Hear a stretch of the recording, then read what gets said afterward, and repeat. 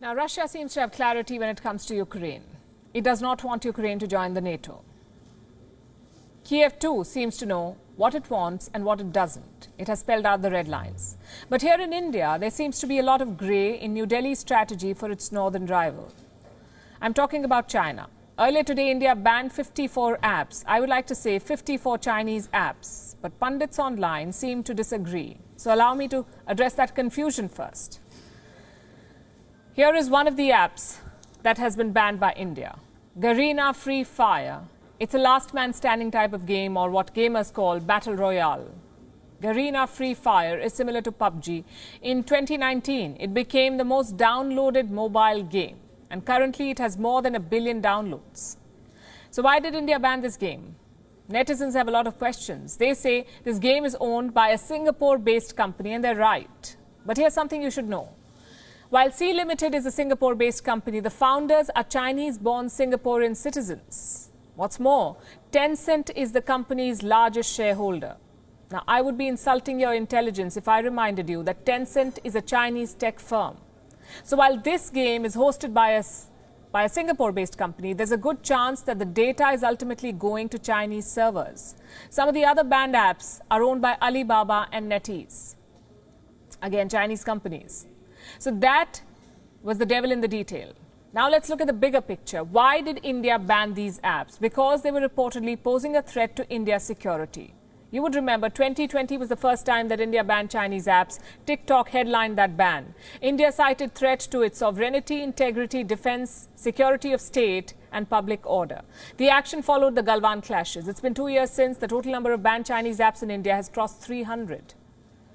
In China too, there have been rapid developments. Let me remind you of two recent ones. An Indian teenager was kidnapped by Chinese troops, and the Galwan commander was honored with the Olympic torch. There's also the new Chinese border law and the latest Chinese attempt at renaming areas falling under the Indian state of Arunachal Pradesh. We've covered all of this on the show. Clearly, there's been an uptick in Chinese hostility. And you don't need to be a geopolitical expert to figure this out. Here's something else a layman has been able to tell.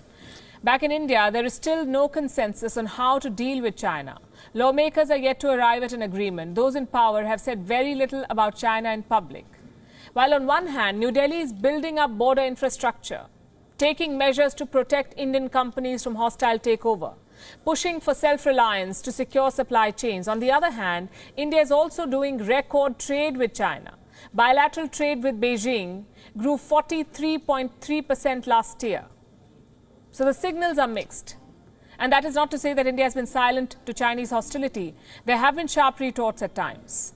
Take the renaming of places in Arunachal, for example. When China announced names for 15 more places in Arunachal Pradesh, New Delhi shot back.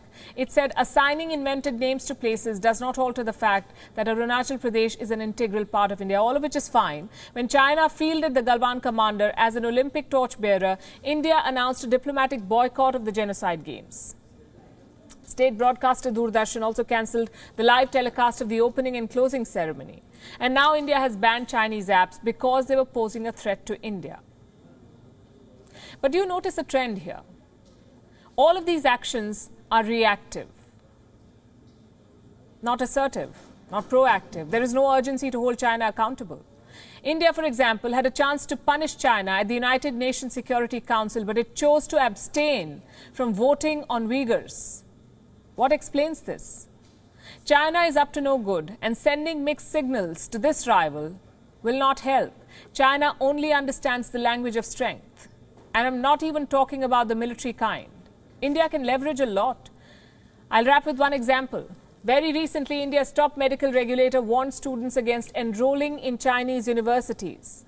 China, you see, has not opened its borders to Indian students, and India does not recognize online medical courses. That leaves a lot of students in the lurch. So now India is warning students in advance to save their careers. Such proactiveness, when displayed in geopolitics, can be game-changing. WION is now available in your country. Download the app now and get all the news on the move.